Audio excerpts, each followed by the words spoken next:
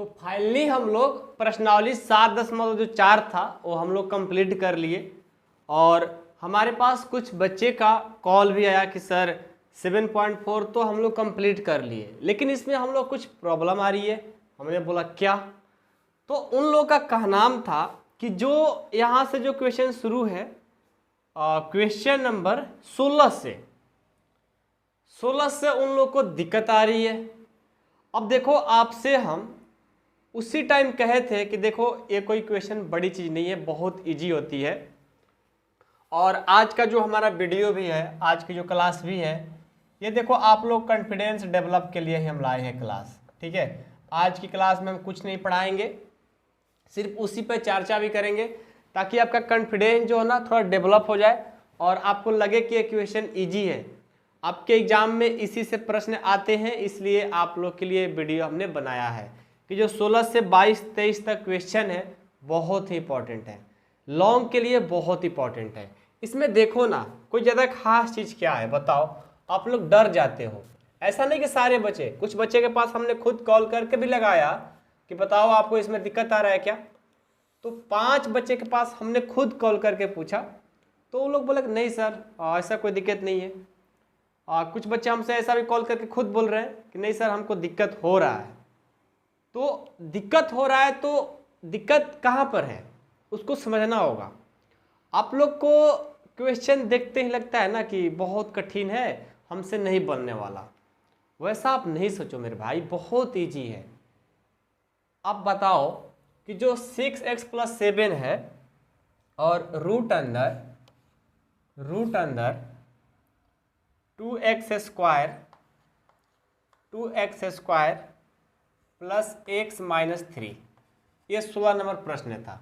ठीक है, इस तरह से प्रश्न रहे, या आपको एक अलग प्रश्न लेते हैं 18 नंबर। ये प्रश्न है 5x - 2 divided by 1 + 2x + 3x square. ठीक है, एक और प्रश्न लेते हैं जो है 22 नंबर। ठीक है, 22 नंबर लेते हैं कि x + 3 divided by x square - 2x - 5। अब बस हम इस 3 प्रश्न पर चर्चा करेंगे। और चर्चा क्या करेंगे, सब प्रश्न बहुत इजी होते हैं मेरे भाई, बस आप लोग को स्टार्टिंग में 1-2 टर्म समझ में आ जाना चाहिए। ठीक है, देखो जब सिंपल इंटीग्रेशन रहता है, जैसे मान लो कि इसी को आपको सिर्फ ऐसा बोल देता है, इस क्वेश्चन को कहाँ पर इसको लिखें, यहाँ पर लिख देते हैं एक अलग प्रश्न 1/x स्क्वायर - 2x - 5 इतना दिया रहता तो आपको पता है कि फैक्टर के रूप में दिया है, गुणनखंड के रूप में, तो इससे हम पूर्ण वर्ग का जो मेथड है वो लगा करके हम लोग इंटीग्रेशन कर देते हैं, सबको पता है। लेकिन जब ऐसा दिया रहे इस तरह से तो हम लोग को बातें पता नहीं लगती है। क्यों? क्योंकि जो ऊपर में अंश और हर का बात देखो,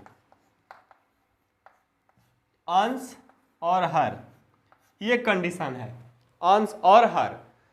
तो जब हमारा अंश में px + q या px - q इस तरह से दिया रहता है, नीचे को नहीं देखना है आपको, नीचे तो आपको गुणनखंड के रूप में रहता ही है, लेकिन ऊपर देखेंगे क्या हमारा इसके रूप में है, px + q हो चाहे px - q हो। कुछ बच्चे कहेंगे कि सर यहाँ रूट रहता है और बिना रूट वाला था, दोनों क्वेश्चन को आप एक ही जैसा बनवाए, तो उससे कोई मैटर नहीं करता है, आपको सिर्फ नीचे वाला गुणनखंड के रूप में होना चाहिए।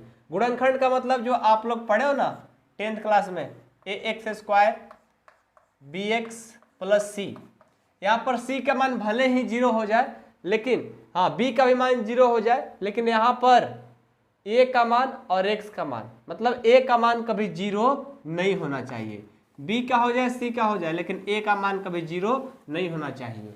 ठीक है, ये चीज पढ़े हो ना बीजीय व्यंजक में। तो द्विघात समीकरण नहीं पढ़े हो? द्विघात समीकरण में क्या कहता है कि a का मान कभी 0 नहीं होना चाहिए, भले b और c का 0 हो जाए। तो जब ऐसा रहता है तो उसको हम लोग क्या बोलते हैं, एक गुणनखंड के फॉर्म में है।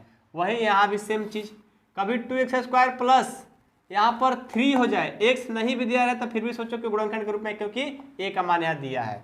तो यहाँ पर सीधा बात है कि गुणनखंड के रूप में दिया हो, द्विघात समीकरण के रूप में, और ऊपर px प्लस क्यू या px माइनस क्यू के रूप में दिया हो, तो समझ जाना कि जो हमने रूल पढ़ाया है वो रूल को लागू कर देंगे। क्या रूल हमने पढ़ाया था कि जो px प्लस क्यू होता है, px प्लस क्यू जो होता है उसके बराबर क्या करो, आप सबसे पहले a लिख लो, उसके बाद d/dx किसका, जो नीचे वाला है, नीचे वाला जो रहेगा ना उसका गुणन d/dx यानी अवकलन कर देंगे। क्या है, जो रहेगा उसको गुणनखंड कर देंगे।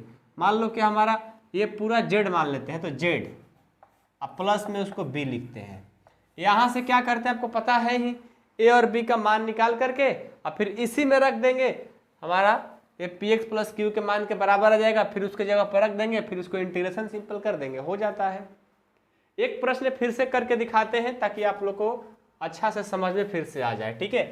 ये तो था चर्चा कि क्या हमने इन सब क्वेश्चन का रूल क्या लगाया था, पहले भी बताया था, एक बार फिर से आप लोग को कुछ बच्चे का डाउट आ रहा था, कॉन्फिडेंस डेवलप नहीं हो रहा है कि हम लोग कैसे करें, तो उनके लिए सब कर रहे हैं हम, ठीक है। जो बच्चे बना पा रहे हैं आप आगे बढ़िए, ठीक है। देखो इस क्वेश्चन को हमें बनाना है, ठीक है। रूट, आप बिना रूट से घबराने की जरूरत नहीं है, सारे वैसा ही बनेंगे जब ऊपर में ऐसा दिया हो तो, ठीक है। इस प्रश्न को बनाना होगा तो हम सबसे पहले क्या करवाए थे आपसे, कहते हैं कि लिख लो इसको माना, हम मतलब इसको हटाना चाहते हैं, सीधा सी बात, इसको हटाना चाहते हैं।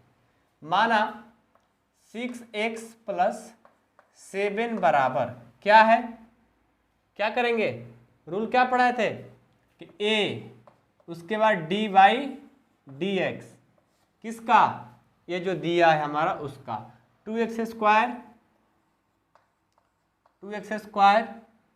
प्लस x माइनस 3 अब प्लस b हो जाता है।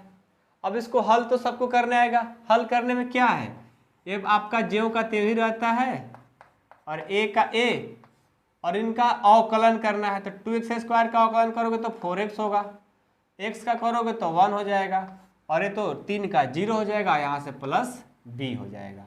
अब हम क्या करते हैं, यहाँ से दिमाग लगाएंगे, 6x प्लस 7 ज्यों का त्यों लिखते हैं, इनको गुना करेंगे तो 4ax हो जाएगा, अब प्लस ये हो जाएगा, ये प्लस b हो जाएगा, ठीक है।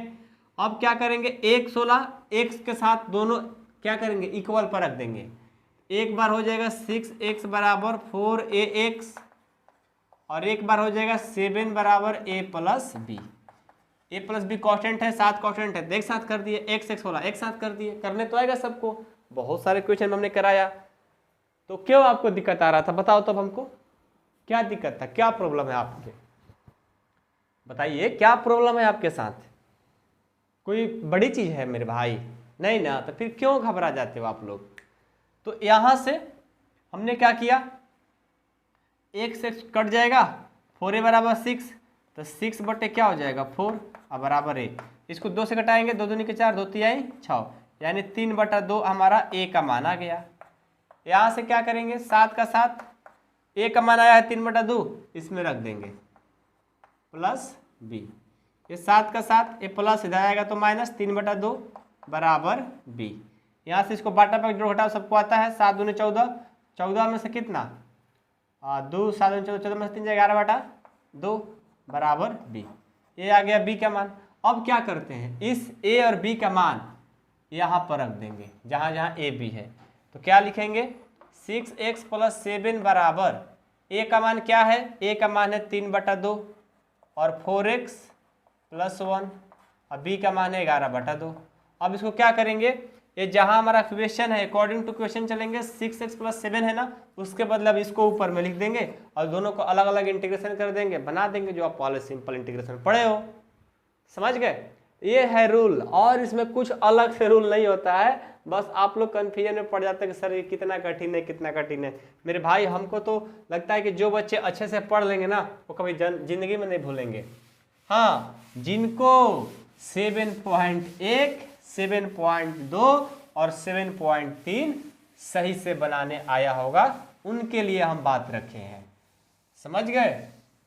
उनके लिए हमने बात रखा है जो लोग 7.1, 7.1, 7.2 और 7.3, यदि जिनका ये ठीक हो जाता है 7.4 हो और चाहे 7.5 हो, थोड़ा बहुत जो स्टार्टिंग में जैसे यहाँ पर ये भी कमान रखने का रूल हम लोग ने किया, यही थोड़ा सा अलग अलग सारे प्रश्नावली में मिलेंगे, थोड़ा थोड़ा अलग अलग, बाकी जो पीछे पढ़े हो उसी का कंसेप्ट लगाना है, अलग से कुछ नहीं करना है मेरे भाई। तो फिर आप लोग क्यों डरते हो?